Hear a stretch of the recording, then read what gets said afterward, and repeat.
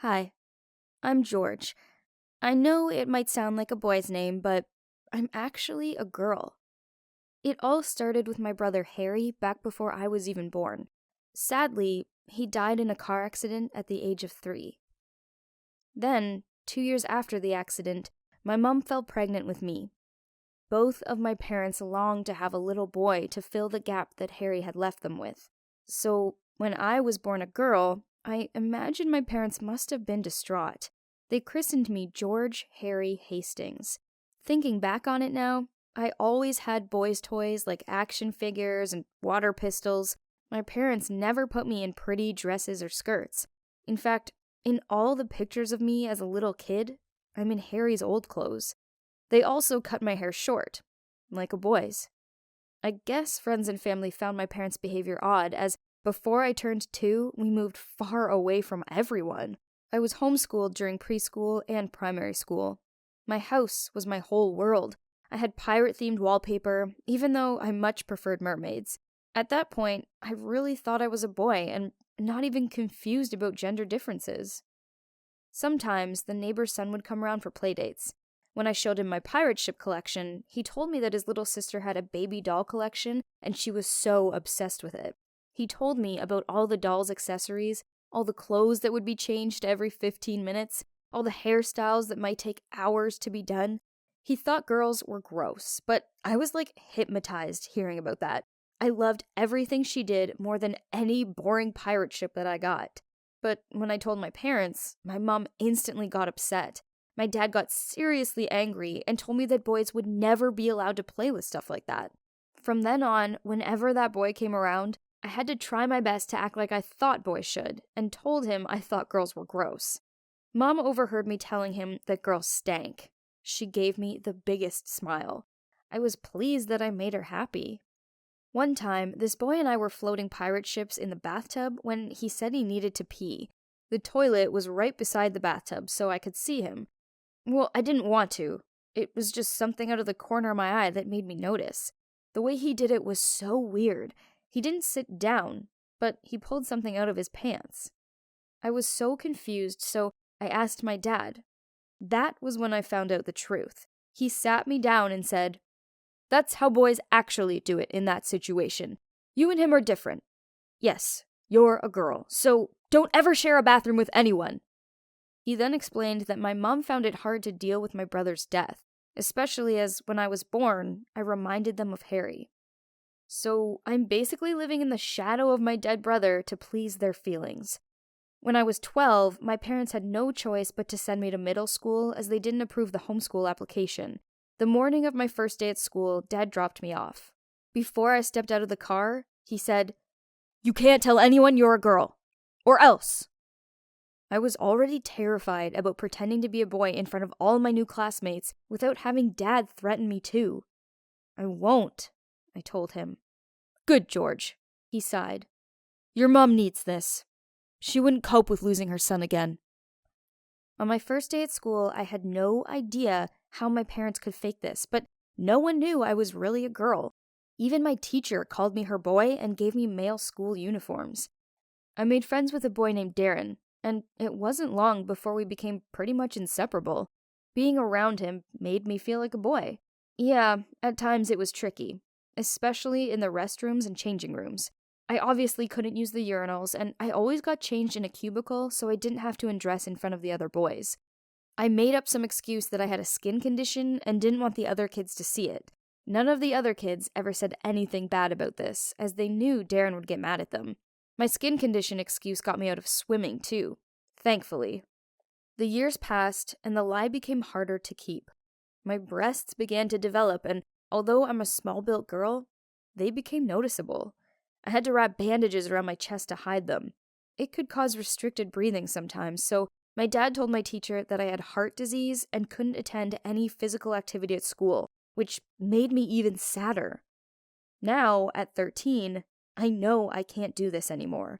I still continued to live the lie, but each day was harder than the last. I decided that I was going to tell my parents how I felt. But then I walked into the kitchen to find Mom looking through old photo albums of Harry. "Oh, hello, Harry. You looked lovely in this picture." She held up a picture of him surrounded by toys. "Mom, I'm not Harry. I'm George, remember?" No, you're my beautiful Harry." She hugged me tightly and began to stroke my hair. Dad walked in, and Mom continued calling me Harry and telling Dad how handsome I was. Dad looked worried. He gently pried her off me and led her upstairs. Dad told me that I needed to do a better job of being a boy, else Mom would be so distraught that the shock would kill her. I don't think Mom's very well, and she hasn't been for a long time. All I ever wanted to do was make her happy, but pretending to be a boy when I'm a girl is making me miserable. Even worse, the more time I spend with Darren, the more I realize that I have the biggest crush on him. I think about him all the time, and I daydream about what it'd be like if he saw me as a girl and we were a proper couple. I really need your help, as I don't know what to do. I know I can't carry on like this for much longer, but I don't want my parents to hate me. Should I continue with the lie to please my parents, or should I break their hearts and confess to them that I can't keep up the lie anymore and that I want everyone to know that I'm actually a girl?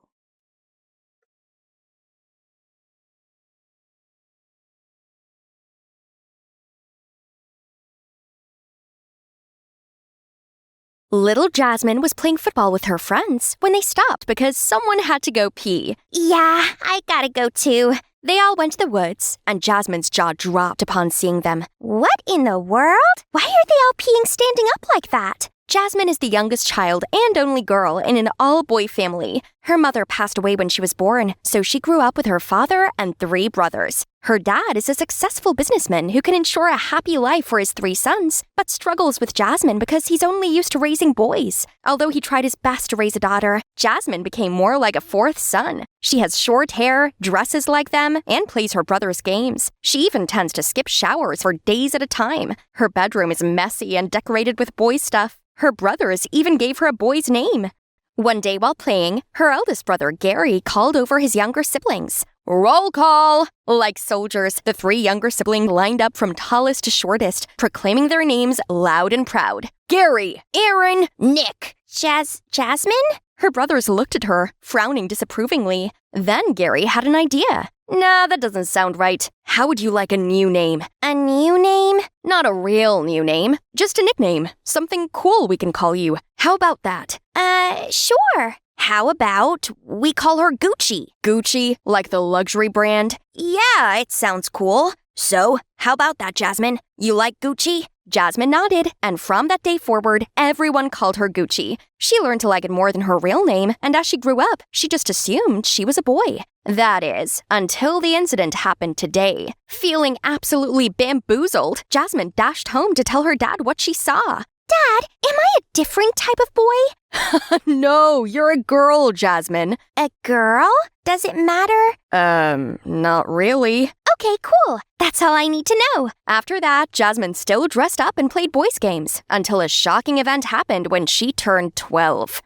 One day at school, Jasmine suddenly felt very tired and her stomach hurt. Can I use the restroom, please? Yes, is everything okay? Yeah, But the moment she stood up, the boy sitting next to her started yelling to the rest of their classmates. Gucci, there's something on your pants! Jasmine looked down and her face started burning bright red. She was frozen as laughter erupted from the rest of the classroom. Unable to take another second of it, she sprinted from the room and didn't look back, despite her teacher shouting her name down the hall. Jasmine couldn't understand what was happening to her and frantically searched the school for her brothers. When she did find them, they were just as puzzled as she was, trying to figure out what to do. They didn't realize they had ended up in front of the nurse's office. Once safe inside the office, Jasmine asked, "Give it to me straight, ma'am. Am I dying?" No. Oh, my dog! I'm totally dying, aren't I? I got a big game coming up. I haven't even tried. You're not dying. It's called period, honey. Then how do I stop it from happening? You can't. It's gonna keep happening because you're becoming a woman. A woman? What the? But problems still followed Jasmine even after she entered high school. And one of those problems was mean girls. We all know you're gay, Gucci. Tell us who you have a crush on. Well, I've liked you for a long time, Tiffany. Want to go on a date? In your dreams. Jasmine was pleased with herself as the group of girls stormed off. One day, Jasmine was walking down the stairs when she slipped, but someone caught her. She looked up at her savior to find Mike, the new student/angel who just joined her high school. This was the first time Jasmine had felt her heart beat so fast. Not counting the time she accidentally peed on her father's Persian rug when she was 4 years old. Hey, shut your front door! At that moment, Jaden quickly took the opportunity, pretended to fall on the two of them, and uttered a line that still makes him admire his own disguise skills to this day. Ouch, ouch, my ankle! Who the fudge spilled water all over the stairs? Jasmine turned to look at the person who had just spoken. Then a hand reached out. You okay, bro? Jasmine blushed and looked up. She saw Mike offering her his hand and shyly reached for it, but suddenly it hit her. He called me bro! From then on, Jasmine continuously ran into Mike in class, in the library, and found herself falling for him. But every time Jasmine greeted him, hey, what's up, bro? But Jasmine didn't want him to be her bro. She wanted him to be her beau. She decided it was time to do something. Jasmine secretly put food and lollipops in Mike's locker and was caught by Tiffany. You know that's a boy's locker, don't you? Sorry if you're disappointed it's not yours. Why don't you just quit while you're ahead, Gucci? Mike is into real girls. I bet he doesn't even know you're supposed to be one. As Tiffany laughed, Jasmine turned bright red with anger. Storming away, she was determined to become the kind of girly girl Mike could fall for. Jasmine thought she would have to change from the inside out, so this would be her first destination. However, out of much embarrassment, she resorted to wearing a hoodie to fully cover herself. Jasmine suddenly noticed a saleswoman following her around the store. I'm gonna need security to get over here now. This dude is sus. No, I'm just browsing. I'm trying to find a birthday gift for my, sister. Ah, right on. We have some lacy ones, bright colors like neon green, and hot yellow that dudes really like. Jasmine felt dizzy. Just imagining wearing any of these made her feel embarrassed. Quickly, she thanked the saleswoman for her help and told her she'd come back, then hurried out of the store. How is being a girl so difficult? I wish I had some girlfriends to help with this. I have no clue what I'm doing. As soon as Jasmine got outside, she noticed Jaden checking himself out in front of a glass door. Excellent! My cover as Jaden is perfect. No one's gonna know who I really am. Jeez, this guy again. He seemed so self-obsessed. So much more girly than I could ever be. Jasmine then immediately came up with this brilliant idea, but Jaden had already left. The next day, Jasmine saw Jaden again, who was enthusiastically chatting with the gossip girls. Do these girls know how to get to the point? This gossip is exhausting. I just need them to say something relevant about Mike so I can get on with this investigation. When the mean girls left, Jasmine finally worked up the nerve to approach him with her proposition. Can you help me be more like those other girls? Like what? Chatty? More, I don't know, feminine? No thanks. Oh, come on. I know you have it inside. I don't have time for this nonsense. I have a job to do. Jaden started walking away, but Jasmine wasn't going to take no for an answer. Please, I want to get Mike to like me, and he only likes girly girls. Jaden realized this could be a good opportunity for him to get to Mike, instead of directly approaching him, which could easily raise suspicion, so he agreed. Together, Jaden and Jasmine found out that he seemed to be into designer stuff. He also adored Kendall Jenner very much. Looks like Mike has expensive tastes. Money's not a problem. Then she dragged Jaden to the mall. They bought all kinds of designer dresses, high heels, and bags, which made Jaden's jaw totally drop. Jeez, I didn't expect you to be rich. My dad is a collector of sorts. He likes antiques and things. You know, like those fancy old Persian carpets, original artwork, porcelain vases and things. He has a good job, so I guess he can afford such an expensive hobby. Then Jaden also taught Jasmine how to walk and behave like a girl. Jasmine struggled a lot. She was just so used to acting like a boy that acting like a girl was more foreign to her than her dad's Nordic glassware. How come you're better at being a girl than I am? Because I spent endless days and nights doing research on this character so I could easily master all this girly stuff. Oh, I guess it's all in my genes. And that made Jasmine fall over laughing. The following day, Jasmine came to school with her brand new look and was immediately thrust into the spotlight. However, the only ones who didn't seem to notice were Mike and Tiffany. This plan seems like a bust. You can't lose the race before you've even reached the starting line. Huh, he seems to have even more faith in me than I have in myself. Gotta trust the process, I guess. And indeed, the following days, Jaden tried his best to help Jasmine approach Mike. At lunch, when Mike passed their table, Jaden designedly dropped Jasmine's apple, which he caught just before it hit the ground. Can I sit here? After a few days, Mike fell for it hook, line, and sinker. He tracked Jasmine down at the end of the day to ask her out. So, things didn't work out between you and Tiffany? Psh, no. I found out all her designer clothes were knockoffs. Can you believe that? I just hate liars. Don't you? Yeah, totally. Anyway, is that yes to a date? Absolutely. Who fell for it hook, line, and sinker then? Soon enough, Jasmine and Mike were officially dating, and Jaden didn't miss this chance to follow them 24/7. Jaden always seemed to appear out of nowhere to interrupt their conversations. So, tell us a little more about yourself, Mike. Where do you live? What does your dad do for work? Well, I lost my mom when I was too young to remember her, and I've basically lived with my nanny ever since. Dad comes around sometimes, but he spends a lot of time on business trips. That must be rough. I mean, I also lost... Huh, why so busy? What exactly does he do? Mike's face seemed darkened, and Jasmine couldn't help but be a bit annoyed with Jaden's constant presence. She wasn't sure who was dating Mike anymore, but there were benefits to having Jaden around all the time. He seemed to be Jasmine's savior when it came to ordering food, as Mike had a terrifyingly strict diet and skincare routine. Is there anything quality on this menu? I can't eat any of these greasy, fried, fatty foods. No soda either. Only smoothies or sugar-free milk. I also go to the gym 4 times a week and spend the rest at a spa. You should come with me sometime. Sure. That sounds cool.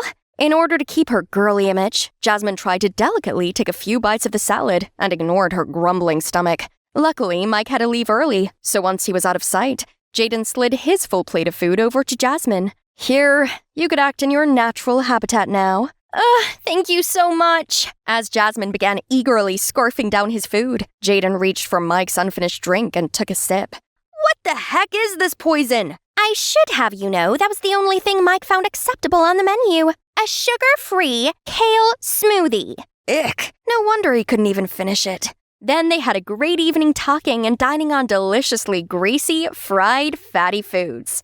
As they were walking back home, Jasmine twisted her ankle, still not used to wearing high heels. Without thinking, Jaden quickly piggybacked Jasmine and continued walking. Comfortable quietness fell over them. Becoming self-conscious, Jasmine broke the silence. Am I, too heavy for you? Actually, yeah, next time, cut down on the chicken before twisting an ankle. How dare you! I'm kidding. You're fine. You're not heavy at all. I mean, maybe a little. Oh, shut up, you jerk! The two shared their cheerful laughter under the streetlights.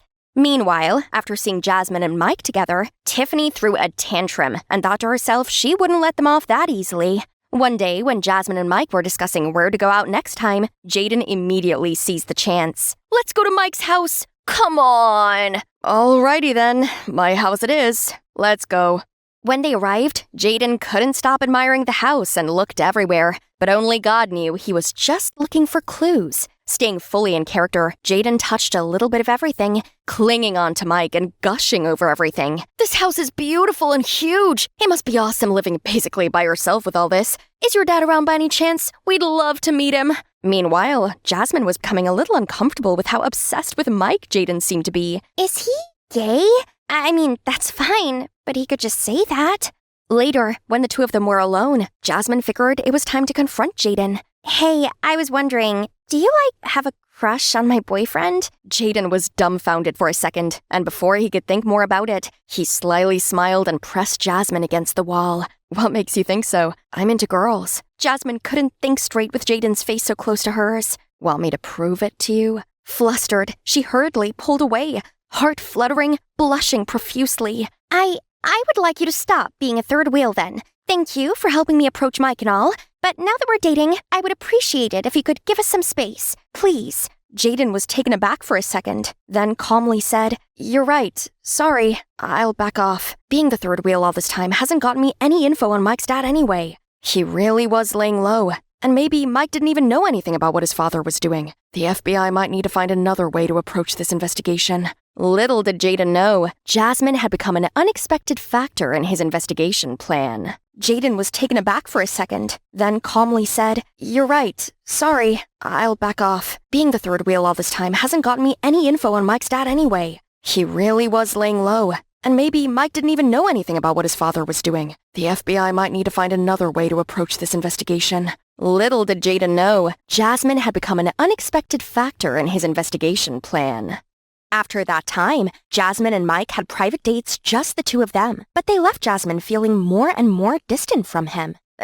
Why does this wig have to be so long?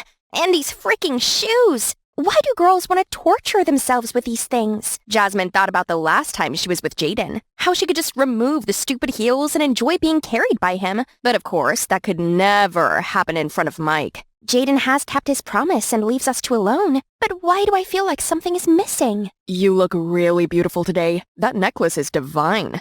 Yeah, I got it from my dad's antique cabinet this morning. Guess it once belonged to some ancient Egyptian queen. My dad has a bunch of these. Oh, really? How come? Well, he developed a very deep passion for collecting antiques and has filled our whole house with all kinds of stuff. Interesting. Just then, Mike knew exactly what to do with rich and naive Jasmine while she's still totally oblivious to it. That night, Jasmine struggled to fall asleep. She wondered how Jaden could just disappear into thin air like that. Fine, don't let me see you again. I'll make you watch me eat 10 buckets of fried chicken and then force you to run 10 laps while carrying me. Jasmine didn't realize, however, that behind her inexplicable frustration toward Jaden, she actually missed him. The next day, as soon as Jasmine arrived at school, Mike approached her urgently. Have I mentioned that I'm turning 16 this weekend? No, you haven't. Any special plans for your big day then? Yes, actually. That's why I came to find you. I wanted to make sure you had enough time to put together the most stunning outfit, 'cause I'd like you to meet my father there. You must make a good impression on him. Wow. I'm gonna need to think about it, okay? After that, Jasmine looked everywhere for Jaden, but couldn't find any trace of him. Jaden, where on earth have you been? That evening, while Jaden was discussing the current situation with his partner, he was surprised to see Jasmine's figure at the door. How did she find her way here? How dare you go AWOL for the past few days? Do you realize how many excuses I needed to give the student supervisor just to get your address? Then Jasmine began to tell Jaden about her latest date with Mike, how she felt that Mike was not the right match for her, and that Mike wanted to introduce her to his father at Mike's birthday party. I think I need to break things off before any family gets involved. However, after the FBI team hit a dead end because they couldn't get any intel, Jaden realized this party was a once-in-a-lifetime opportunity for them to catch the thief. Wait, you can't give up so soon. You were so determined to win Mike over before. Don't just dump him over cold feet. At least wait until after the party to make your decision. Yeah, you're right. I'll go to the party. After that, Jasmine left. She was trying not to feel the sadness building inside her, but the night that she and Jaden nearly kissed played on repeat in her head. Would things be different if I just confessed my feelings to Jaden? I should let him know how I feel about him. So Jasmine headed back to Jaden's place. When she was almost there, she saw him seeing someone off. Huh? There was another person at his house? Why didn't I see him just then? Jasmine quickly hid behind a wall, out of sight. That party is surely our golden ticket. And we thought you going undercover as Jaden and giving that dude a makeover was all in vain. He's a she. And her name is Jasmine. Oh, did someone catch feelings? Don't forget that you're an FBI agent, James. Jaden, that is. Jasmine couldn't believe what she just heard and saw. When the man left, she stormed right over to Jaden. When were you going to tell me about your double life, James?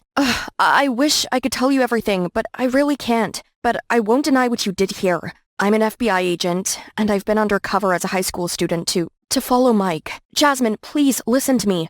I'll tell you everything when the right time comes. So I was just a tool that you used to get closer to Mike. And since that didn't work, you're done with me? No, that's not. And why Mike? What do you need from him? I can't tell you anything else right now. But please just be careful around him, okay? He's not as nice as he tries to seem. I'm going to send FBI agents to keep an eye on you at the party. No, you will not. You won't do anything because you and the FBI are going to leave me alone. Jasmine, please. As much as it hurt to look at him again, Jasmine turned back around. My friends call me Gucci, but I guess you wouldn't know. While Jasmine was still mad at Jaden, she couldn't help questioning why the FBI had to send people to follow Mike. Suddenly, she remembered the overheard conversation. That party was surely our golden ticket, and we thought you going undercover as Jaden and giving that dude a makeover was all in vain. Maybe I could find the answer at Mike's birthday party. In the following days, Jaden relentlessly tried in every way to make amends with Jasmine. He messaged her on every social platform, from Facebook to Instagram to Twitter, and she blocked him on each one. He flew paper planes that read, "I'm sorry," into Jasmine's room, but she just stared coldly at him through the window while tearing the planes all up and throwing them in the trash. One morning, Jasmine woke up and even found a dove delivering Jaden's apology letter, but she completely ignored it still. Mike's birthday party finally came. Why do I feel so unsettled? Maybe it was because of Gary's hamburger this afternoon? Meanwhile, Mike was also lost in his own thoughts. Will Dad be able to get on with the plan? I wonder what disguise he'll show up in. Right then, Tiffany approached them. Mike, I have a present for you. Mike opened the envelope to find pictures of Jasmine from when she was a tomboy. I just wanted to remind you of the person you're really dating. I don't care about who she was before, because I love who she is now. My amazing girlfriend. Jasmine felt partly appreciative of Mike's feelings for her, but she was also exhausted from the pressure of trying to be someone she wasn't. If only you knew that this isn't the real me. As they walked away, Mike leaned in close and whispered in Jasmine's ear, "Let's go meet my dad. Privately." Jasmine followed Mike to the rooftop, but she saw nobody when they got there. Where is he? Just be patient. He always shows up on time. At that moment, a kind-looking old man appeared. Jasmine looked around in confusion, wondering where he had come from. Before she could introduce herself, he started to speak. "So you must be the lovely Jasmine. Mike has told me so much about you. I heard your father is a famous collector of antiquities." Yes. You know my dad? "I know he has something that's truly coveted." Jasmine had no idea what he was talking about. She turned to Mike and saw him mouthing, "It's you. Come here, girl. I have a gift for you. A diamond ring that's perfect for your delicate hands." Jasmine hesitated, but somehow she found herself slowly reaching out her hand. Just before her hand could reach his, there was a rustling sound. Rat! Suddenly, there was a loud explosion and smoke filled the air. Jasmine fell to the ground, unconscious. Jaden rushed in and saw Mike's father disappear into the smoke as they fled. His head told him to chase them, but seeing Jasmine lying on the ground, he immediately ran to Jasmine and carried her out of there. Jasmine woke up and saw her dad and 3 brothers anxiously standing around. Through their accounts, she knew that an anonymous message had been sent to her father last night, demanding he hand over a precious necklace in exchange for Jasmine. The police confirmed that the sender of that threatening message is a career thief. But I wonder how he knew our family had that necklace. Jasmine recalled wearing that necklace to see Mike and revealing to him that her dad was an antique collector. Could that very thief be... Remember, he's been doing this for a long time. They call him the Phantom Thief. Surely he has a talent for sniffing out valuable items and evading the police. Unfortunately, it's the same this time. Actually, that young police officer could have caught him, but he chose to save your sister. Our family owes him big time. Is that young police officer Jaden? Later, Jaden came to visit Jasmine at the hospital. Can you tell me the truth now? Is the FBI chasing a career criminal who is none other than Mike's dad? You're right, because he works in mysterious ways. I had to approach him through his son, Mike. So why didn't you arrest him when you had the chance? Weren't you just waiting for that moment? Because you were in danger. At that moment, I could only think about getting to you. All right, I'll give you that one. Can you tell me what you found out? Maybe I can help. Then Jaden told Jasmine that through spying on Mike, he discovered that Mike was his father's informant. Mike would scour rich girls, then point out the targets to his father who'd steal their valuables. That's why Mike had targeted Tiffany before. But as soon as he learned she was a fake rich girl and Jasmine was the real deal, he switched his focus to Jasmine. I am so sorry I kept the truth from you for so long. I really care about you, and I was trying to keep you from getting hurt. And you did anyway. I'm sorry. I hope you can forgive me. You did save my life after all. I think we can call it square. So, what's our next move then? I really don't know. I might have an idea. Elsewhere, Mike and his dad were scheming. I didn't expect that sissy Jaden to be in the FBI. Don't worry, I know how to deal with him. The next day, reports of an antique auction flooded the news. A once-in-a-lifetime exhibition, all from one man's private collection, will be auctioned to the highest bidder. The collection includes antiquities from all over the world, including a necklace said to belong to Cleopatra. Its estimated value is over $100 billion. The streets were also plastered with billboards and banners about that auction. In the evening of the auction, all VIPs of the upper class gathered in the hotel's main lobby to prepare for the big event. In addition, hundreds of security guards and police officers were hired to guard the auction jewelry 24/7. Before the start of the auction, Jasmine's dad gave a welcome speech to all the guests. Ladies and gentlemen, I am honored to welcome you all to today's event. As you know, I collect antiques as a hobby, so to share some of the joy this collection has brought me, the profits from today's auction will be donated to the orphanage. Sir, is it true that Cleopatra's necklace will also be auctioned today? That's right. However, it's not here. It's currently being kept in a very secure place that even a mosquito couldn't get through, and will be presented during the final round. Aren't you afraid that the phantom thief, master of disguise, will steal it? Well, he can certainly try me. The whole crowd burst into laughter. Without knowing, from a corner, an elegant lady was watching them all with a smirk on her face. At 9 o'clock sharp, while the sounds of the auction echoed through the hotel's halls, someone in a black shirt and wearing a backpack appeared at the door, trying to put a key in the lock. Freeze! Hands over your head! Busted, you thief! I'm not... In the lobby, chaos reigned after it became known that the phantom thief had approached the treasure. Jasmine was extremely nervous too. Before long, a police officer went onto the stage. Please don't worry, the thief was apprehended by the police while trying to open the door. The auction will continue as scheduled. Everyone felt relieved, and the room erupted into applause. At that moment, the elegant yet mysterious lady walked toward the elevator quietly, heading to the penthouse. She then swiftly snuck into the room and retrieved the necklace with ease. Those stupid cops must be bringing that fool down to the station right now. She then put the box into her bag and left the room. Suddenly, an old janitor bumped into her. I'm terribly sorry, miss. The elegant lady grumbled, then used the emergency exit to rush up to the rooftop. On the roof, a helicopter was already waiting, with Mike inside. Mike's dad quickly gave him the necklace. Just when the helicopter took off, policemen came rushing to catch him. We finally got you weasel! Ha ha! I've still got the necklace. I win again, you fools. Oh, you mean this necklace? What? How could you? It turned out that Jaden had swapped the box when they bumped into each other in the hall. Upon this admission, in the helicopter, Mike eagerly opened the box, which turned out to be just a jumping jack toy. No! After the police took Mike's dad away, Jasmine and her dad rushed to Jaden. Thank you so much for saving my daughter and still catching the thief. Thank you for all your help. We couldn't have caught him if you didn't fabricate this event. This whole thing was Jasmine's idea, and the event itself was fake. All the antiques auctioned tonight were real, and those proceeds will still go to charity.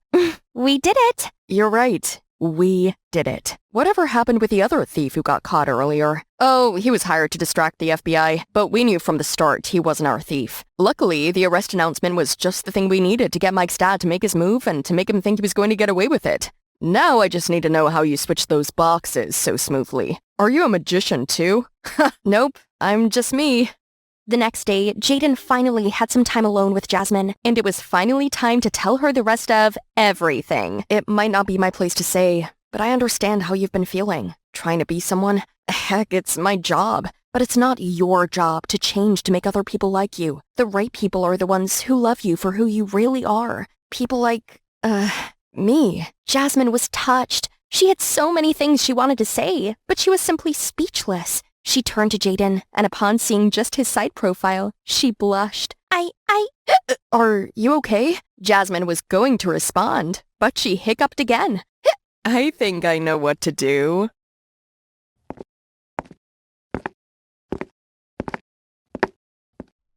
Holy baloney! Who is that? This guy was next level hot. And there's more. As I neared him, he didn't run off looking afraid. Seeing me dumbfoundedly gasping, Scarlett elbowed me. Wake up, chicka. We're late. She giggled as she dragged me to class. I saw it. Never thought I'd see the day that Margot the troublemaker would go all gooey-eyed over some boy. Scarlett teased me. I blushed and was completely tongue-tied, eyes looking around awkwardly. It's a shame you're basically a walking, talking boy repellent. Yeah, right. I lowered my head to think, and when I looked up, Scarlett was texting, probably some cringe overload message to her boyfriend Keith. I rested my chin on my hands and stared out of the window as I found myself daydreaming about that cute mystery guy. What time do you call this? Are you trying to get me kicked out of this place for covering for you again? So's, I had something super important to do with Alfie. Important, huh? So I could end up in trouble for covering your butt? Because you want to pull some lame prank with that loser? Nuh-uh. How many times do I have to tell you? We only pranked him once, and that jerk totally deserved it. About that jerk, he's the captain of the basketball team, and Alfie's my friend. Okay, he might look a bit intimidating, but he's a nice guy. But that jock not only knocked Alfie out with his basketball, he also took his money out of his pocket when he was down. We weren't gonna let him get away with this. So that night, we snuck out and poured greasy cooking oil all over the field, which made the whole team slip and fall again and again. It was hilarious. Unfortunately, word of our involvement reached the principal, so Scarlett had to call her dad to help me. Okay, so this wasn't exactly the first time Scarlett had saved me. She only got mad as she had to save Alfie's butt too, even though she hates him. Come on, I'm sorry. Would you mind? It's midnight and we need to sleep. Shut up, Miley. No one asked you. Fine. Go to bed and shut up so we can actually get some sleep. Oof, those girly girls. Wake up, princess. The class is over. I groggily got up and followed Scarlett like a zombie to the cafeteria. But then I came to an abrupt halt. There, standing on the corner of the hallway, was that handsome guy. What on earth is going on? I've asked Keith to do some research. Now, do you want my help or not? I still froze and couldn't say anything. OMG, I'd never felt so nervous like this before. I nodded while holding her arm. Wow, so all it took for the mighty Margot to turn into a timid wreck was some dude?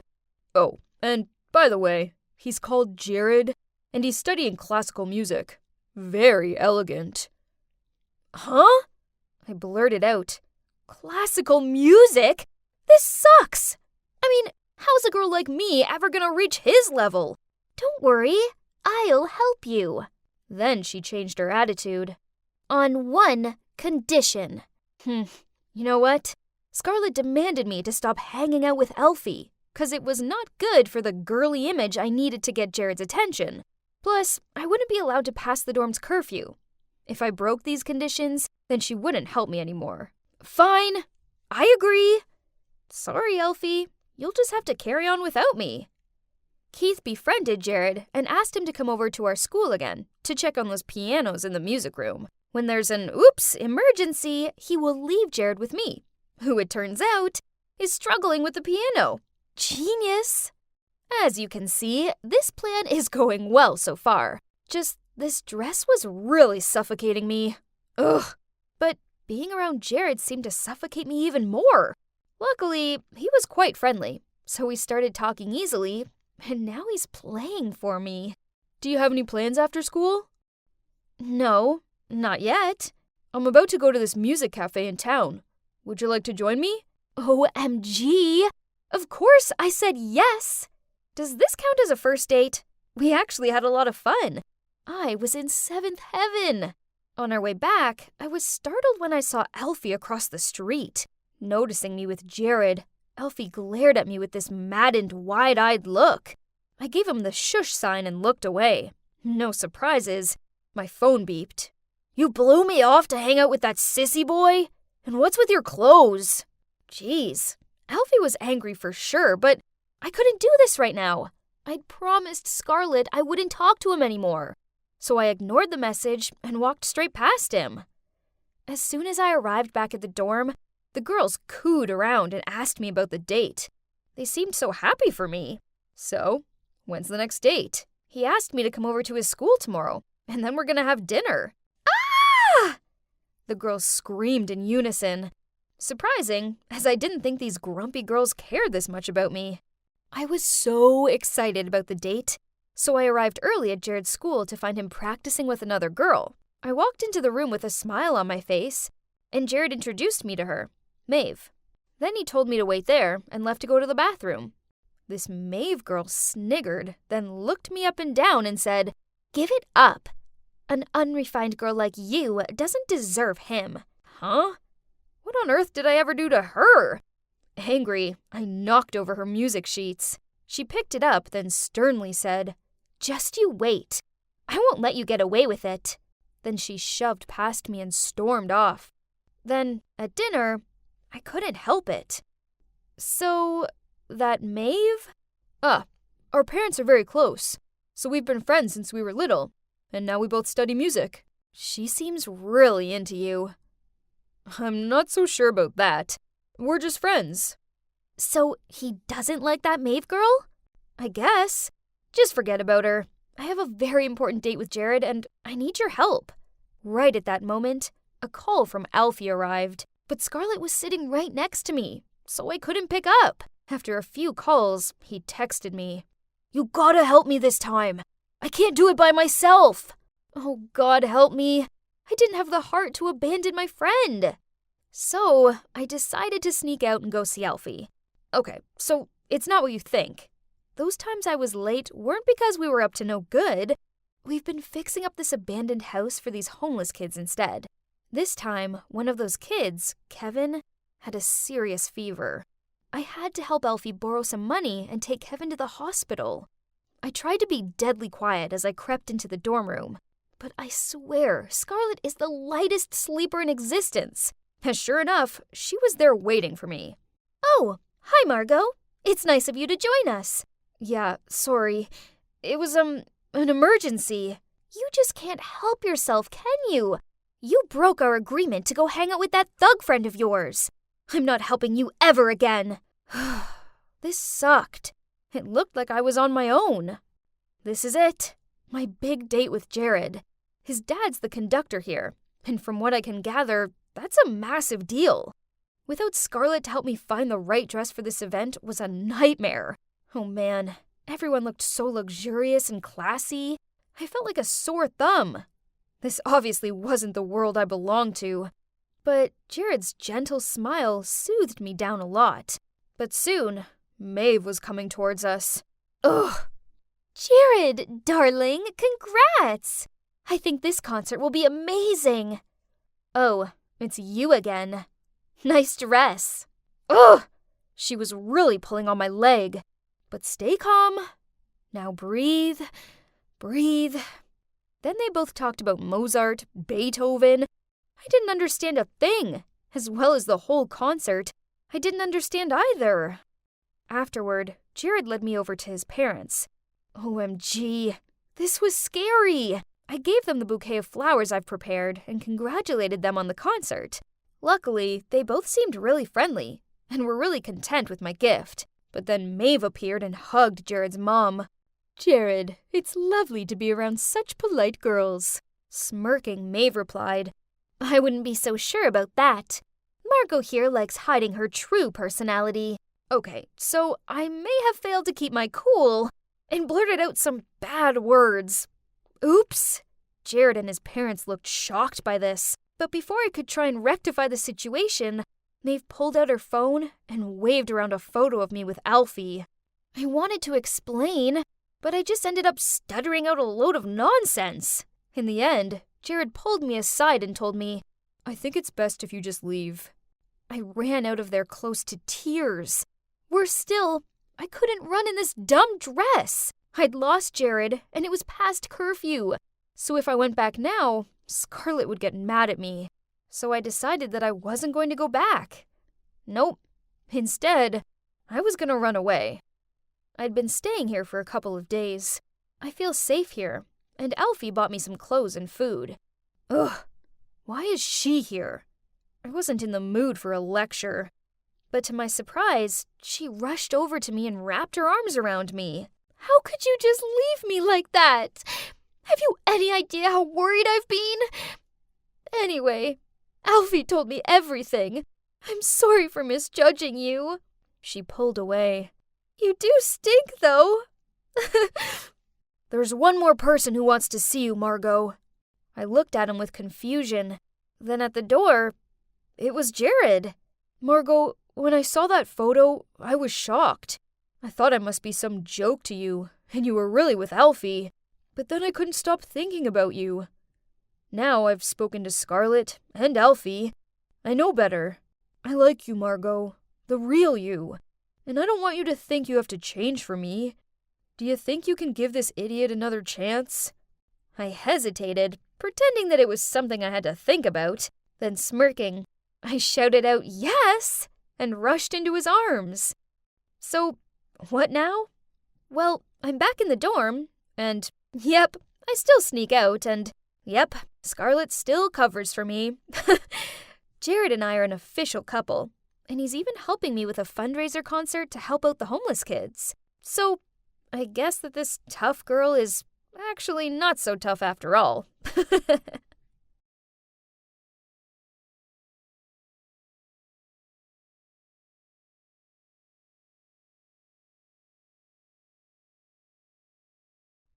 Hey, what exactly do you think you're doing? I know you stole my money. Give it back to me right now. Yeah, give it back to Sophie. That's her allowance. What money? I don't know about any money. I shrugged as I walked toward my bed, ignoring Sophie's furious face. After that, I had to listen to Sophie throw more accusations at me. Blah, blah, blah. I know it was only because I was a tomboy, so surely if a girl chooses to have short hair and wear baggy clothes, then she must be a thief. Poof! Eventually, I reached my breaking point. Quit with the accusations! I didn't steal any money. I didn't even know you had money. I know you took it. If you don't return it to me this instant, then I'm gonna tell Miss Hopkins. Her idle threats didn't bother me, so I just flopped down on my bed and played on my phone. Talk about a heavy atmosphere. Ugh. Then I saw them all frantically checking their phones and giving each other confused looks. So I took an earpod out and heard a phone ringing from over by Sophie. Isn't that your new phone, Sophie? Why don't you pick it up? What? No! Sophie stuttered, while Bella and Carly stared at her, all confused. I walked over to Sophie's bed, lifted the pillow, and yep, there was a brand new iPhone 13 Pro Max. So, Sophie, if there's nothing wrong with your brand new phone, then why did you feel the need to hide it so badly and not answer my calls? She nervously chewed on her nails, then blurted out, Fine, I spent all my allowance on a new phone. I knew my parents would be livid that I spent it so quickly, so I thought it'd be easier to blame you, since you're new and look kinda intimidating. Nice. I stared at her. You could have, found someone dumber to mess with, as I already see right through you and your dirty schemes. But whatever. Girls, I'm sorry. She gave Bella and Carly pleading looks. Please forgive me. They both shook their heads and told her that she'd have to ask Miss Hopkins, the dormitory supervisor, for a room change, else they'd tell everyone what she did. So Sophie angrily packed, then moved out. When the room was Sophie-free, Carly and Bella apologized to me, then helped me tidy up my stuff. I smiled at them. No worries, it's cool. After that, they wouldn't quit complimenting my clothes and style, and how smart I was. This was flattering and all, but I kept my chill exterior. That weekend, the school took us out on some woodland activity day. Our teachers organized a treasure hunt and divided us into groups. I ended up with Carly, Bella, and these two other girls. The teacher handed Bella the map, and she held it up the wrong way. I think this map's broken. I chuckled, took it off her, then using the first clue we'd been given, I quickly found out that we needed to walk 100 steps east and find a tree by the lake. Turns out, all of the other clues were as easy peasy as the first one. And soon we'd finished the game. In first place. Everyone was gawping and clapping at me. Poof, it's just a piece of cake.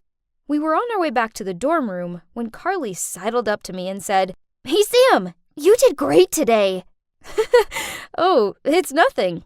Puzzle games are my cup of tea. Hey, I have an idea. Let's form a detective team. as our school still has a few cases unsolved. That's a good idea.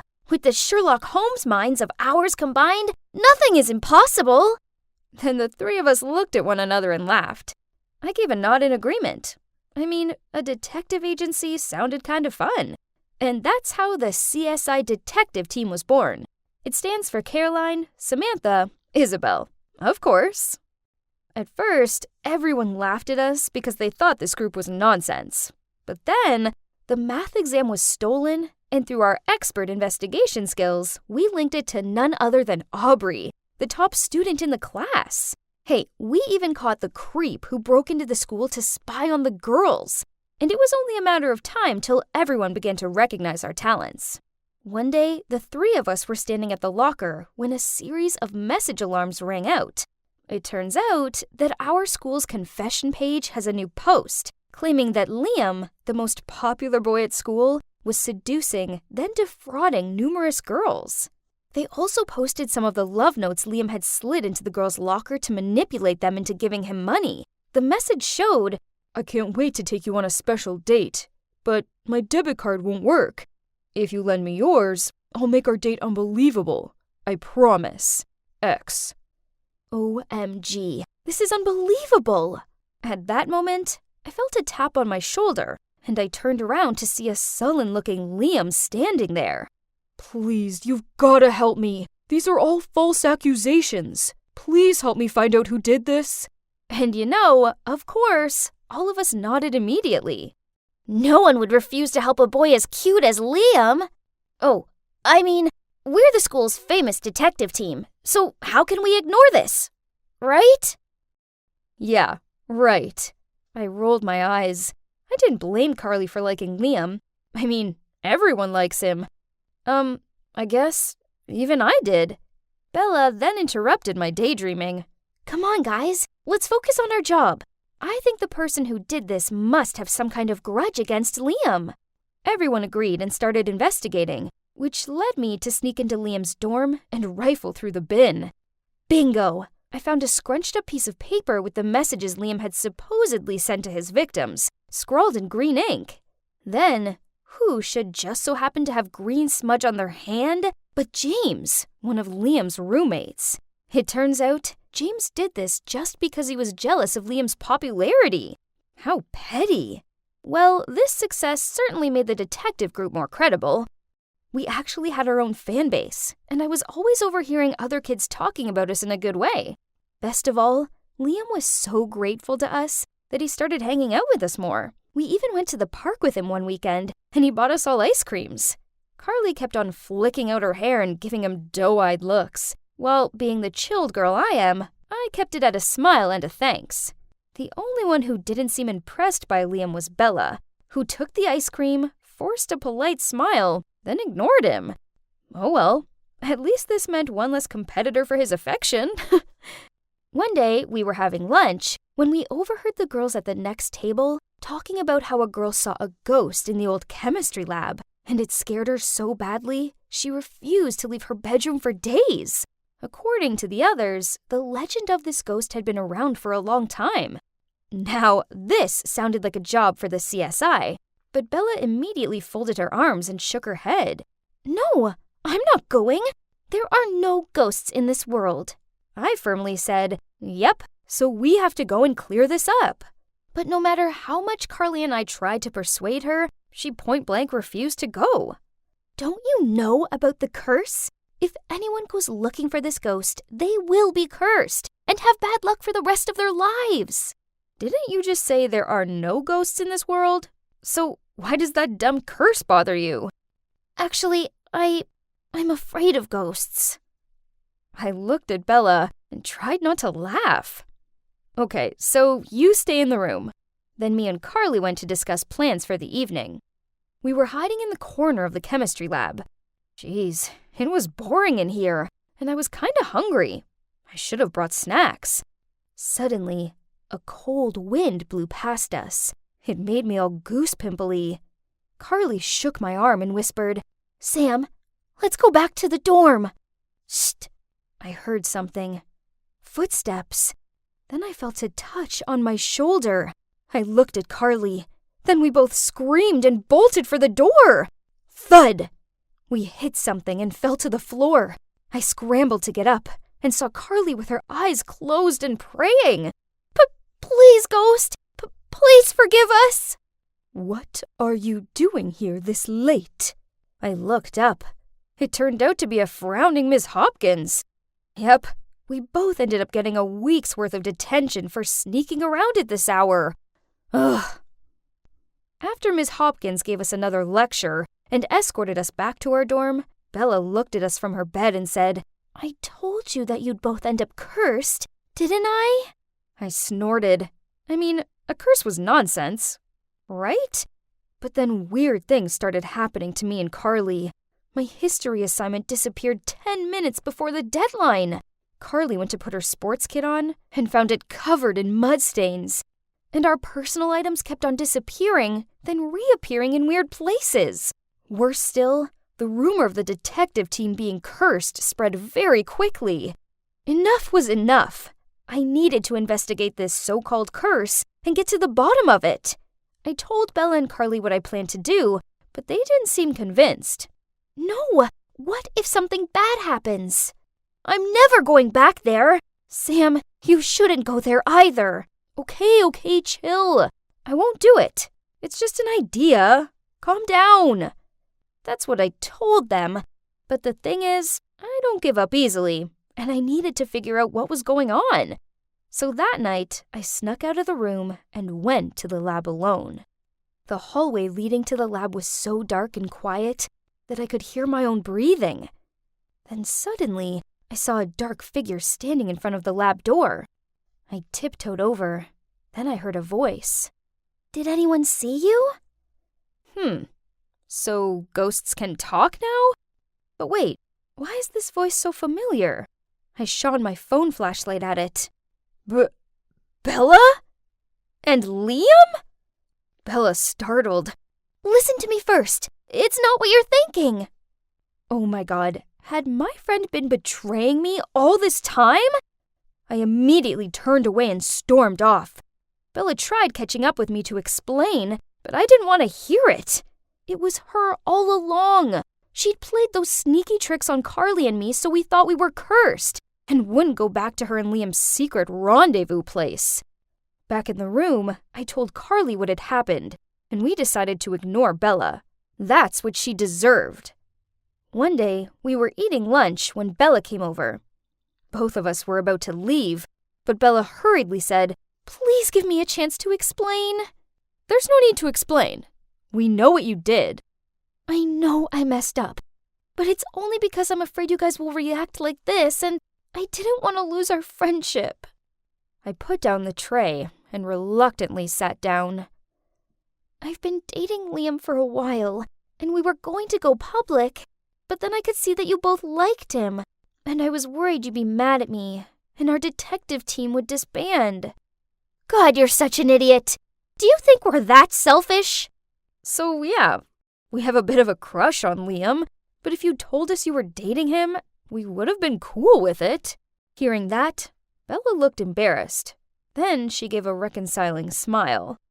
Then we all hugged each other and promised that from now on, there would be no more secrets between us. And of course, the CSI detective team is still active, and now even has a hot new boy member. Yep, you guessed it right. It's none other than Liam.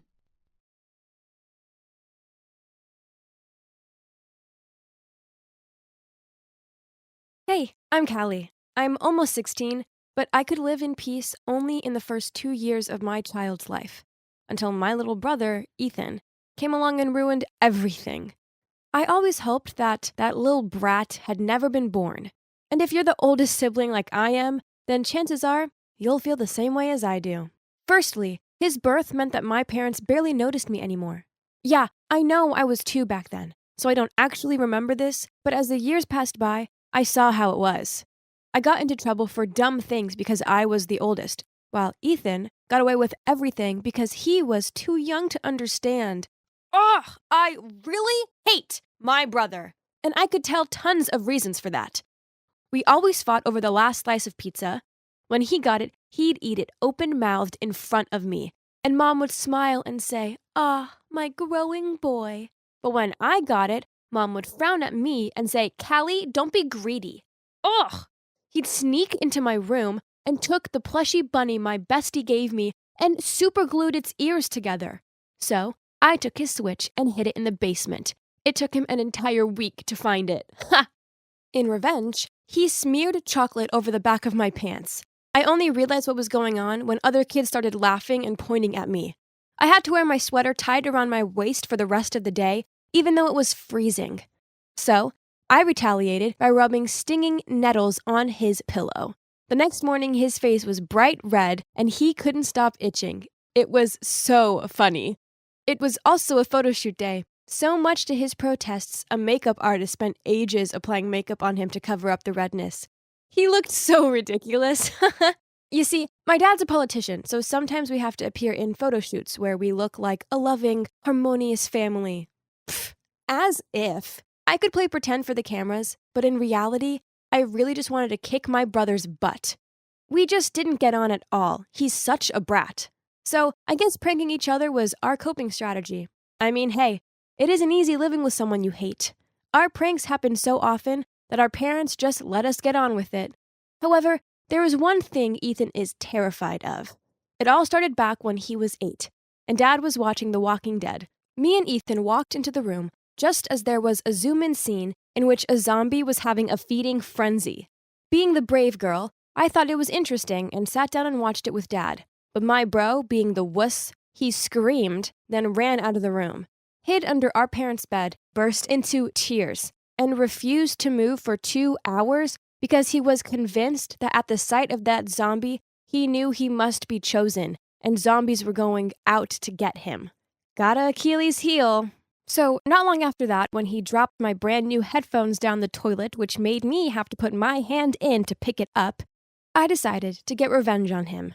And luckily for me, Halloween was just around the corner. Perfect. I binge-watched makeup tutorials on YouTube and practiced on my friends. Then on Halloween, I turned myself into a seriously scary zombie, hid the video camera in his room, got into his closet, and made grumbling and moaning sounds. When he opened the closet door, I jumped out at him and tackled him to the floor. OMG, he screamed so loudly and he actually peed his pants. And now, all these years later, I still have it on video to torment him with. Ha! But don't be fooled, as my brother was not your average kitty. It wasn't that long ago that he played a prank on me, which made me madder than Misty from Pokemon. So, I had a crush on this boy from school. He was just so sweet and dreamy, and from the cute glances he kept on giving me, I was 100% sure he liked me too. Valentine's Day seemed like the perfect day to express my feelings toward him. So I stayed up until midnight the night before, making chocolate for him. I left my chocolates lovingly wrapped and boxed on the side in the kitchen and went to bed. The next day, I grabbed the box and at lunchtime, I handed it to my crush. To my utter dismay when he opened it, instead of the lovely heart-shaped chocolates I'd spent hours making, there were embarrassing childhood pics of me, including a photo from when I was 12 with a bunch of hideous pimples on my face. One of me as a toddler sleeping with my mouth open and saliva drool on my chin, and one of me as a baby with a bowl of food mush on my head. Then my crush lifted up a note saying, "Great chocolates, sis." That sneaky brat. Although my crush kept saying that I looked really cute in those photos and he liked them even more than chocolates, I still wanted to give that brat a hard punch right in his annoying face. Oh God, I'm begging you, please take him away from me. I'll be good. I'll do my homework on time, and I'll stop borrowing Mom's expensive perfume. Okay, so this may have been my wish, but I never expected that it would come true. It was a normal evening around the dinner table. Ethan was glued to his phone, and Mom got really annoyed and made him clear up the table.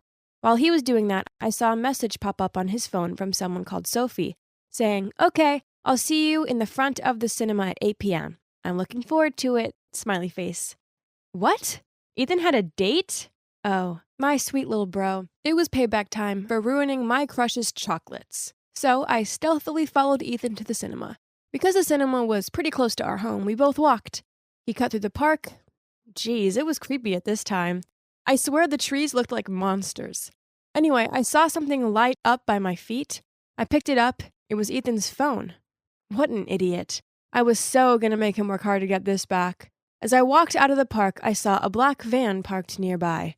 Suddenly, I heard a scream and saw two giant men trying to drag Ethan toward the back of the van. Ethan was crying and struggling with fierce resistance, but my weak, skinny 14-year-old brother was no rival for those two men. What? How dare they try and kidnap my brother? He might have been the most annoying human on the planet, but he was my annoying little brother. There's no way I was letting this happen.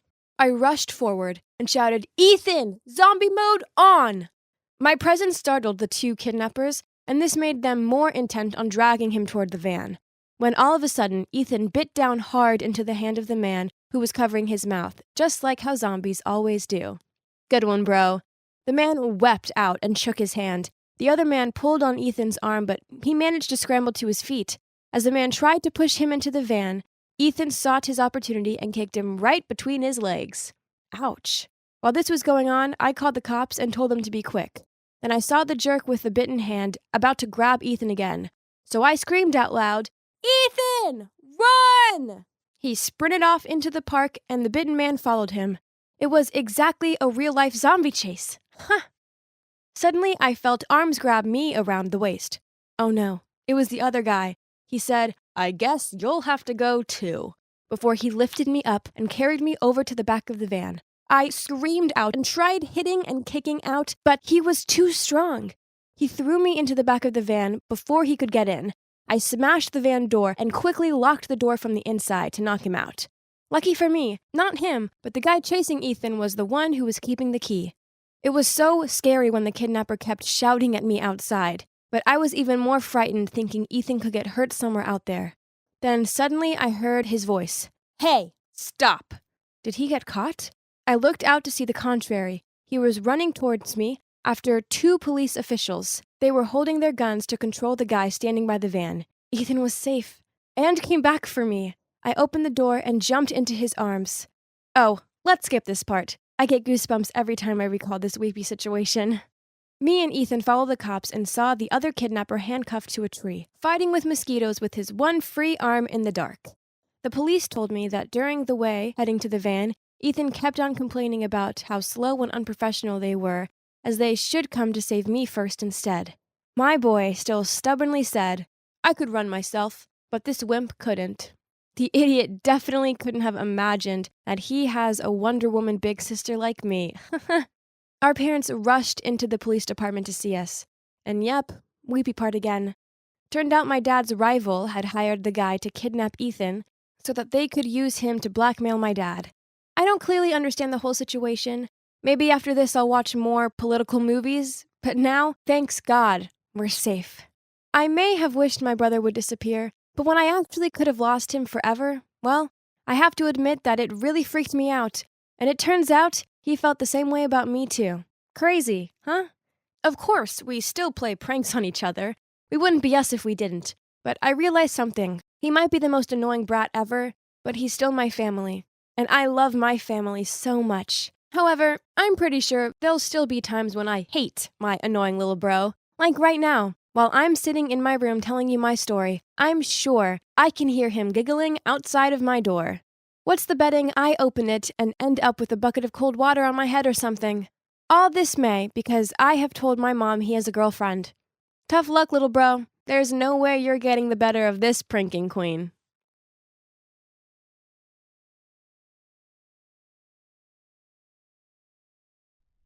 I can't believe it's been a year since Gerald passed away. I know it's been hard, but on the bright side, at least you still have your two wonderful daughters. Thank you. She smiled. Then she rubbed Jamie's head. I'm very proud of this one. Yeah. Jamie's pretty, Jamie's girly, Jamie's adorable. And I was just the other child. I watched on as the three of them relaxed on the porch, giggling about dumb stuff and enjoying their lemonade, while I struggled with the stupid lawnmower. They didn't even notice me. I quickly finished up, then I grabbed my skateboard and hurried out of there. Charlotte, stop right there. And where exactly do you think you're going without my permission?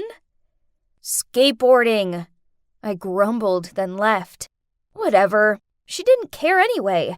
She just wanted to suffocate me. It wasn't like this back when I had Dad on my side. As you can see, I'm not a girly girl. All that manicure and makeup stuff just seems like nonsense to me. But my non-identical twin, Jamie, lives for it. She always wakes up extra early just so she has more time to style her hair, apply her makeup, and pick out her daily outfit. Then all she does at school is sit around with the other Barbies and giggle at pretty much everything. But guess that's the kind of girl Mom prefers, as it's blatantly clear that Jamie's her favorite. It's always me who had to do all the chores in the house, just so her Jamie could sit there scrolling through her phone. There was one time when I was washing the dishes, I heard a deafening shriek. No, my sister wasn't being murdered. Instead, there was a spider crawling across the floor. Poof! It was just a spider. Nuts! I didn't want to be a chore slave. I just wanted to skateboard. Yeah, skateboarding and painting are my true passions, but Mom told me skateboarding was for boys. Ugh, how ridiculous. So I often snuck out. There were times I got so into it that I lost track of time and arrived home to Mom's furious eyes. You're grounded. Next time, I won't hesitate in breaking your boards in half. Jeez, that was so unfair. I pushed past her and ran into my room. Then, clutching my board, I burst into tears. I wish Dad was still here. Whenever Mom and I argued, he always came up to my room and told me how Mom only acted the way she did because she cares about me. She just has a different way of showing it. It's been a whole year since he passed, all because of a freak accident at the factory he worked in. Now, we all had to rely on Mom's home tailor job, and I just became the errand girl, while Jamie sits around looking pretty. Worse still, Mom insisted I get a part-time job to support the family, while Jamie didn't have to. When I questioned Mom on this, she just said, Jamie isn't like you. She wouldn't be able to handle both school and work. Excuse me, what? But I knew arguing with Mom about it was pointless. Anyways, it all worked out okay, as I landed myself a job in this cool skateboard store. Oh, and also, less house chores. One rainy afternoon, the store was quiet, so I took out my sketchbook and designed some skateboards. Then my manager, Rick, peered over my shoulder. Uh-oh, was I in trouble? But to my surprise, he said, That's pretty good. Then he passed me a flyer for a skateboard designing contest. You should give it a try. This contest was meant to be, so I spent all my free time shut away in my room working on my design. I didn't see Mum or Jamie for a full week. How peaceful. And guess what? I won first prize. It was awesome. However, Mum snatched the prize money from me due to family financial reasons. So my money was going to be used on new clothes and makeup for Jamie. Unbelievable! I didn't want to be under this roof anymore. But at 15, where else could I go? Poof.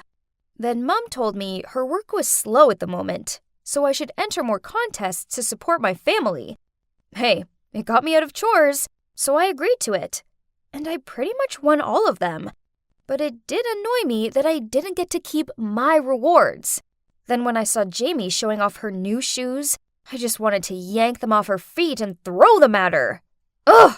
I thought twins were meant to have some sort of deep connection or something. Not me and Jamie. We couldn't be more different. Finally, I had a day off, so I arranged to go skateboarding with Rick. I grabbed my board and was about to leave when Mom blocked the door.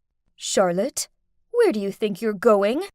Jamie has a date tomorrow, and her dress needs hand washing. What? This was ridiculous. I rolled my eyes and said, In that case, she can wash it herself. Don't take that attitude with me, young lady. You'll do as you're told. Through angry sobs, I screamed at her. I wish you weren't my mom! Then I ran upstairs to my room. Right at that moment, the doorbell rang. My mom calmed down, cleared her throat, and opened the door. Huh? Why was there an expensive-looking car in our driveway? And why was a wealthy-looking couple standing on the doorstep? Curious, I hid behind the wall to see who they were and what they were here for. From my eavesdropping, I found out that the couple was the Barnes. They'd just retired from their jobs working for the government in the Secret Intelligence Department. Mom and Mrs. Barnes were besties in high school, so when they both fell pregnant at the same time, Mom offered to bring their daughter up as her own, so they could go and work away on their secret mission. We've both taken early retirement, and we can finally enjoy life. We're very grateful to both you and Gerald for looking after our daughter, but we're here to take her home now. Oh my God! Turns out, one of us was adopted! No wonder we were nothing alike. But was it Jamie or me? Could it be me? I mean, Mom always preferred Jamie, so she could be her biological daughter. I knew they were my real parents. I could feel it. So taking a deep breath, I nervously stepped out to meet them. Jamie, come down here, sweetie. Mom called, and I froze on the spot. I watched on as Jamie appeared, and Mom introduced her to her real parents. She didn't even seem surprised. She just replied, "Yes, I know," then sweetly grinned. I'm so happy that I can finally meet you both. The Barnes cooed over Jamie like she was a puppy or something. Then they got emotional and all. Ugh, it made me want to puke. I ran up to my room, locked the door, and cried. Life was so unfair. Jamie was always the lucky one, while I always got the raw deal out of things. I must have cried myself to sleep, as when I woke up, it was morning. I reached for my phone. Jamie had messaged me. It's sad you missed my farewell dinner. I had a great time living with you. Come and hang out sometime, okay? Poof! I aggressively threw my phone down onto my bed. Bold of her to assume I would ever want to hang out with her. We had nothing in common. Luck alone was an example. Life went on, but without Jamie, as she moved to some rich kid's school. And I continued going to school, work, sneaking out to skateboard, and avoiding Mom as much as possible. Then one chemistry class, while we were carrying out an experiment in the lab, one of my classmates made a mistake. And boom! We were all left looking like Cinderella. And that might have actually been the best thing of that day, since we were dismissed 2 hours early. Excited, I rushed home to get my skateboard, but I knew I needed to sneak past Mom so she didn't accuse me of skipping class.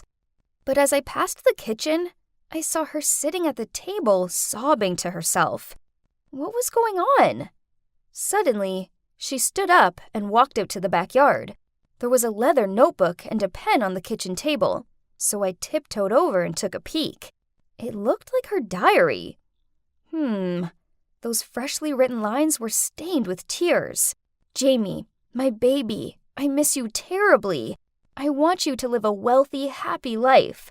So I made the ultimate sacrifice. I tell myself every day that you're now a Barnes, not a Smith anymore. Not my daughter anymore. What? I couldn't trust my own eyes. What did these words mean?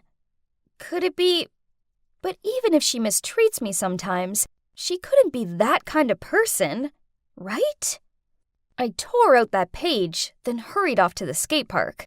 Only I couldn't concentrate. It was so bad, I messed up my pop shove-it and landed on my butt. Ugh, this was driving me insane. That evening, Mom appeared in my doorway and asked, Charlotte, what did you do this afternoon? I answered, I told you already. I was at school and then the skate park. Did you see my notebook? The leather one? I shook my head in response. Oh, it's my expense book. I can't remember where I left it. She gave another scan around my room before leaving. When she was out of sight, I immediately pulled out my phone and texted Jamie. Jamie, I miss you a lot. Can I come over to your house tomorrow? I needed to see Mr. and Mrs. Barnes. I had to find out what was going on once and for all. Jamie replied she had a date the next day. While I was typing out a reply, she sent me another message. "We can't hang out. Please stop contacting me." Okay, that was weird. Did she sense something was up? I checked Jamie's social network profile and noted down the name of her new school. The next morning, I skipped class, went straight to Jamie's school administrator's office to ask for the Barnes' address. Oh, and of course, I made up a convincing story. Jamie's my sister, but then we found out she's actually the Barnes' biological daughter.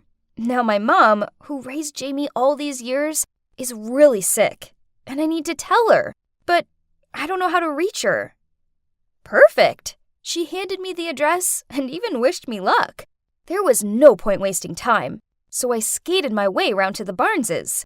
As I rang on their doorbell, I could feel my heart somersaulting in my chest. I introduced myself as soon as they answered the door. "Hey, I'm Charlotte, Mrs. Smith's daughter, but I strongly believe I'm not Charlotte Smith because I have something to show you." Then I handed them the torn page from my mom's diary. They both turned ghostly pale, and Mr. Barnes even had to grip onto the doorframe to steady himself.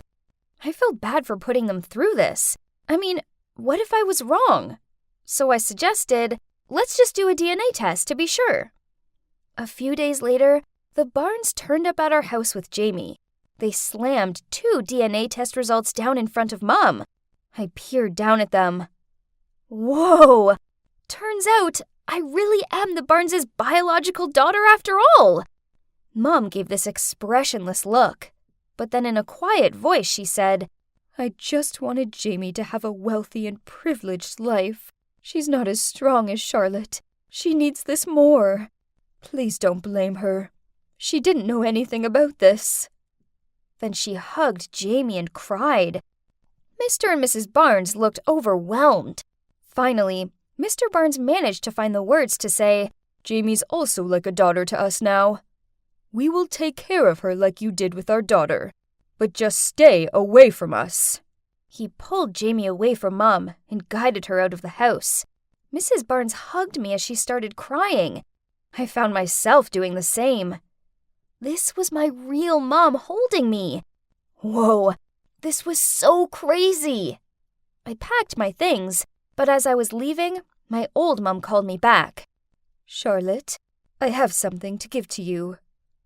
Then she handed me a small box full of cash. "This is your prize money. I put it away for your college fund.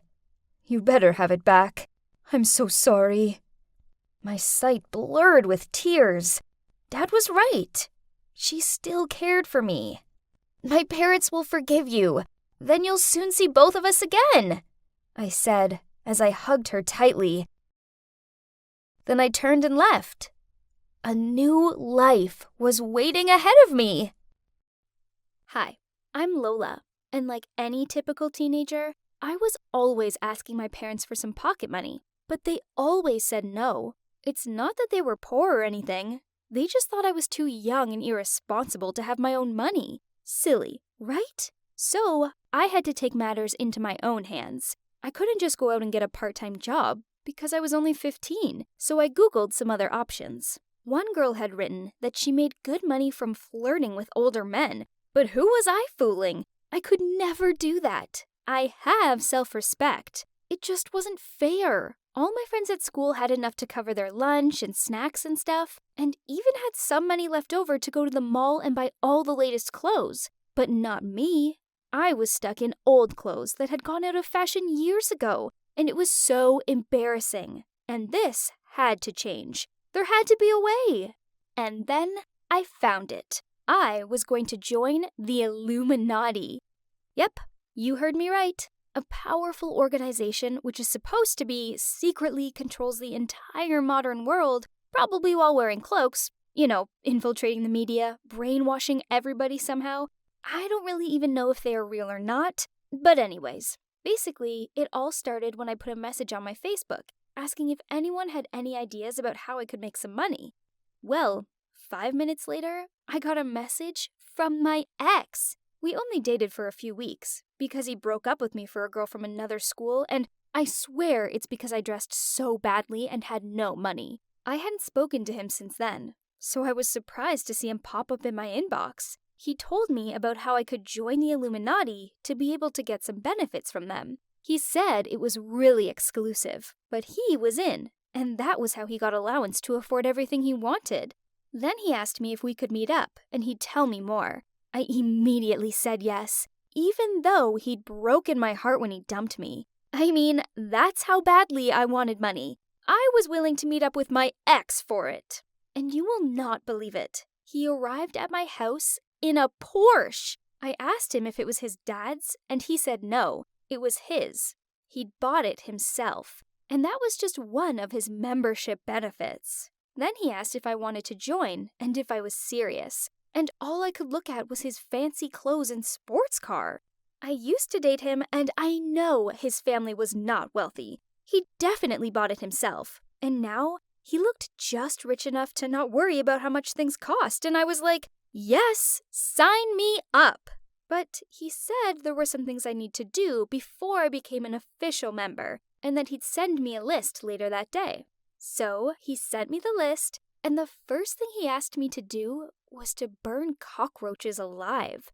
I mean, where would I even find cockroaches? I am literally the cleanest person you will ever meet, and so are my family. So there wasn't a chance there was even one sneaky cockroach hiding anywhere in our house. It killed me a little, realizing that I'd need to become messy so that cockroaches would start coming into my room. I started by leaving dirty plates under my bed. After 2 days of rotting fish lying under my bed, I honestly thought I was going to puke, and things just kept getting worse. 2 weeks later, I swear my room looked and smelled worse than a trash can. And that's when the cockroaches started coming.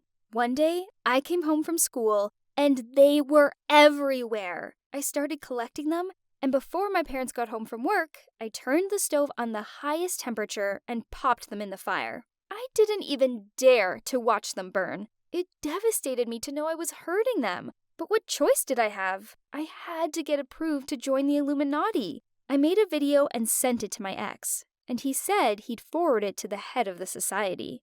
In the meantime, I went to even more desperate measures to get some money. I have really short hair, so I can often pass as a boy, even though I'm a girl. Some people even think I'm a lesbian, so I decided to play along with it. I started to hang out with a few girls from school who were all lesbians, and I couldn't believe they were actually interested in me. I felt kind of bad. I mean, I didn't actually like them, I just wanted their money.